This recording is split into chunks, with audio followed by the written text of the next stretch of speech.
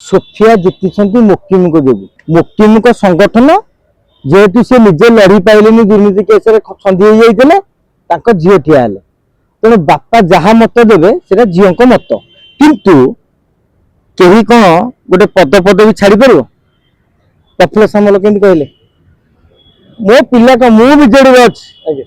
मुक्ति बाबू कौन कहले जी तार विधायक अच्छा से निष्पत्ति नेबे किंतु दल जिते बड़े गुरुत्वपूर्ण आलोचना करा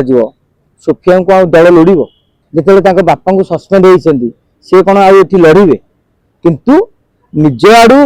पदवी जदि से छाड़ती ताहले दल बदल निरोधी आईन अनुसार सभ्य पदटी नाकच हो माने से विधायक बा विधायिका हो पारे ना मुकिम बाबू एत भी दम ना जे विधायक पद छाड़ी पुणी थे लड़े तेणु एमती हो पारे आप देखिए आगामी दिन में सोफिया एमती किसी स्टेटमेंट नहीं पारती